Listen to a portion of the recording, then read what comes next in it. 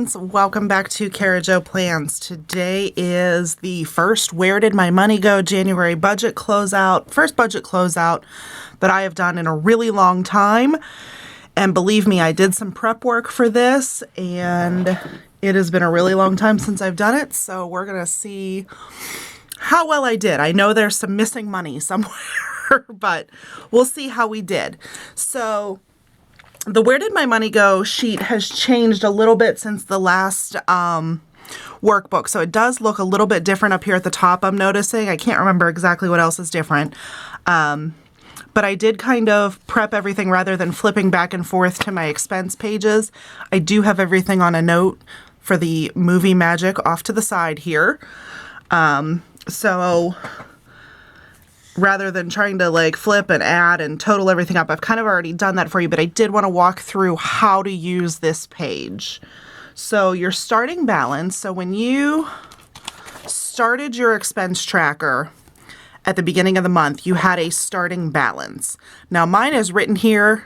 That already includes my sinking funds that I was going to spend. So I took that out of there and just went with this. I split it from sinking funds and starting balance, and you'll see that here.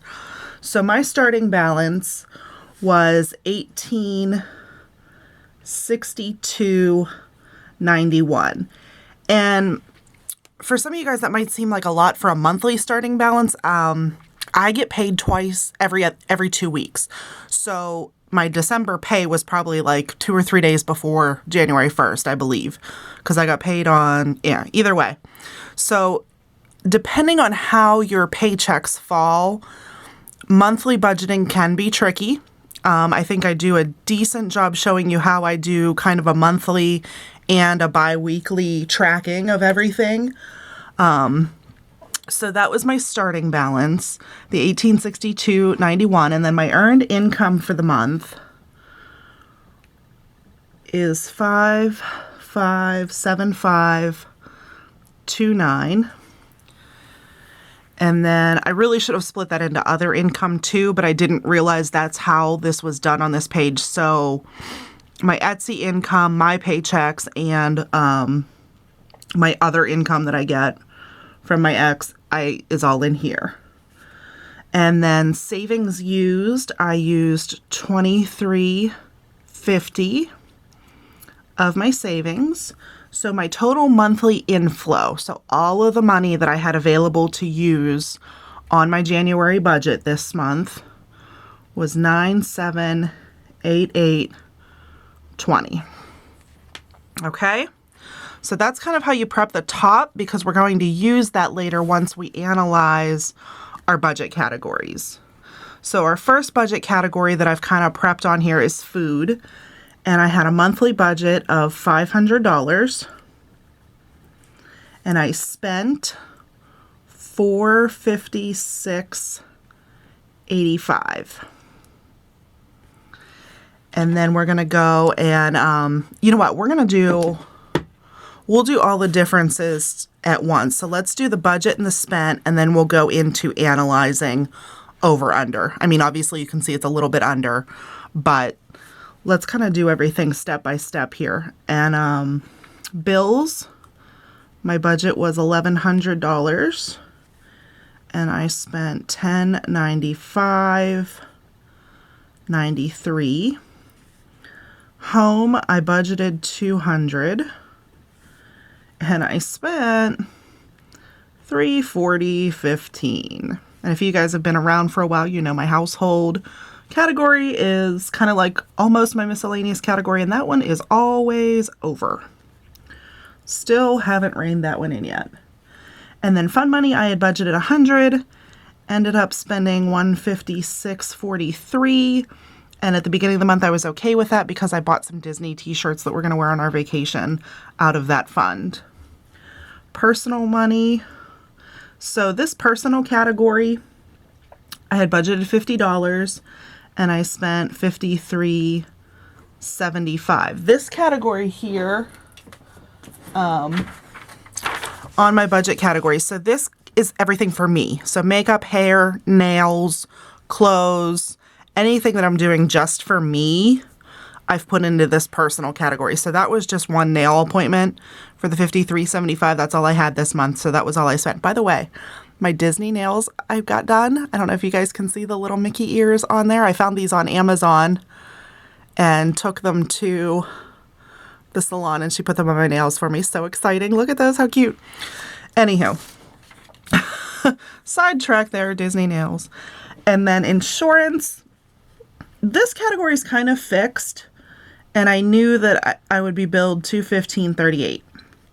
So this includes my health insurance, my car insurance, life insurance policies, all of those. Those are pretty fixed bills. Now, my health insurance is going to be changing, I think, for March. The bill's going to be going up just because I've worked on my taxes for this year, and I get my health insurance through the marketplace. I don't get it through my employer.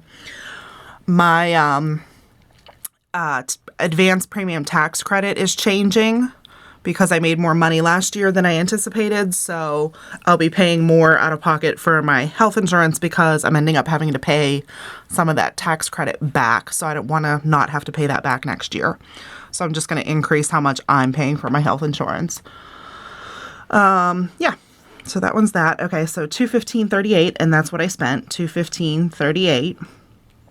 And then car fund. So this is gas, tolls, oil changes, etc. I had budgeted $275, and I spent $305.86. Thank you. Higher gas prices. The kids, the only planned expense I had for them this month was their martial arts classes, and that's what we spent, $130. Now for my savings category, I include everything I put into sinking funds in here and everything I put into my emergency fund. And I had planned on doing $13.95, and I was able to do $17.95.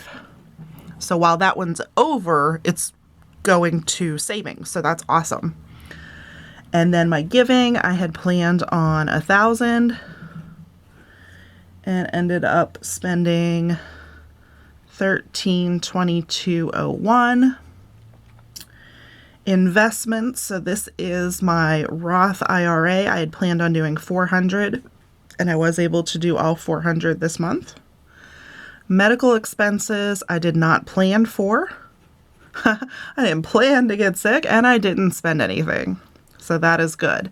I didn't have anything miscellaneous that didn't really fit anywhere else. And that is also good too. The more you budget, the more you'll find your spending does fit into your categories as you tweak your categories to your family's needs. So while if you're just starting out budgeting, you're probably going to have a miscellaneous spending category.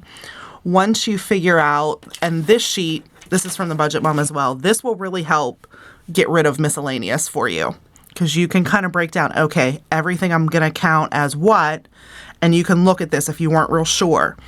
Like there's, every month I always have to check whether I put Peloton under bills or personal. And the reason that I put it under bills is because I have to pay it every month, and it's not something that's ever really going to go away until I quit my subscription. So that's how I justified putting it into bills rather than personal. As opposed to my nails, yeah, I get them done once, twice a month, but it's something that's always changing, and I can change my appointments around, and it's not a set recurring thing, sort of. And I'd rather that, I don't think nails should be a bill. But hey, if you want to put nails as a bill, go right ahead. But that's how I kind of justified where I put stuff. And then debt, I had planned $800, and I was able to pay $800 off on my credit card, which that's another whole long story that I have a credit card bill again, but it's manageable, and I know exactly what it is, and it's okay. It wasn't frivolous spending or anything, and still working on my budget category, so no problem. And then my spent sinking funds. So remember I had those $23.50 from sinking funds. So I had planned to spend that. That was the final balance due on our Disney trip. So that is what I spent. And then business expenses are anything that I use for Etsy. And like I said, I've said this a couple of times. Right now I have everything in one bank account. I need to open another bank account for Etsy. With my bank though, there are certain fees for maintaining minimum balances. And I'm not quite there yet with my Etsy shop. My Etsy shop is growing and it's fantastic. I'm seeing more income. Not quite enough to justify and be able to maintain the minimum balances to avoid banking charges. So that is the reason that that's still in there. And I messed that one up. I did not plan on spending $69.41, but I did. I didn't have... What did I have as my budget for that? I think $75. See, I talk too much. And I started writing while I was talking. A lot of us cannot write and talk at the same time. So we'll say that was $75 that I had budgeted for expenses for this month. Okay, so let's go in and start looking at some of the differences. So 500 minus 456.85. Okay, so that one's under 43.15. And then 1100 minus 1095.93. That one is under 407. And then 200 minus 340.15. That one is over by 140.15. And then this one's easy. I don't have to punch this one in a calculator. It is over by 56.43. This one is over by 375. That one's right spot on. And the next one, 275 minus 305.86. That one is over by 30.86. That one's spot on. This one is over by 400. This one is over by 322.01. Spot on, spot on, spot on. Spot on, spot on, 75 minus 69.41, and this one's under by 559. Okay, so then we need to do the percent of total monthly inflow. So this is where at the bottom there's real tiny print showing you how to do this. You take the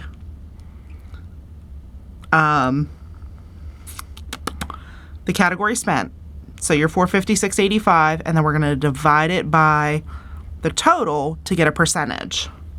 So 456.85 divided by 9788.20. Okay, so that one is, we're going to say 4.7%. Okay, and I'll do one more with you and then I'm going to speed through them because this can get a little tedious. So the next one, I'm going to take the 1095.93 divided by my total monthly inflow, 9788.20. And that one I got 11.2%. Okay, so everyone see how I did that? I'm going to go through, I'm still going to write all the other ones down. I'm just going to speed it up for you because this part does get a little tedious with just me calculating. So hang tight and watch my percentages and we'll go over them here in just a second.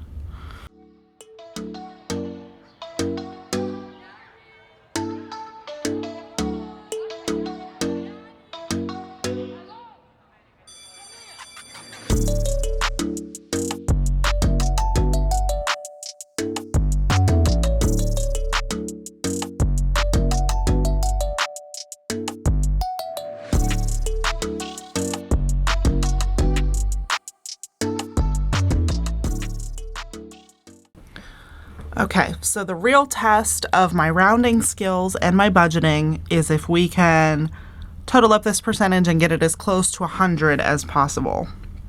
So let's see if we can do that.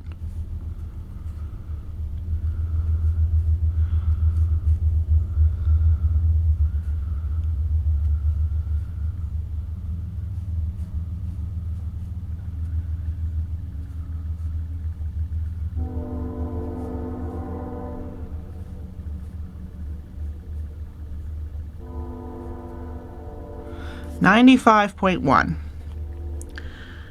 Okay, so let me tell you the two things that are missing here. One is my carryover amount.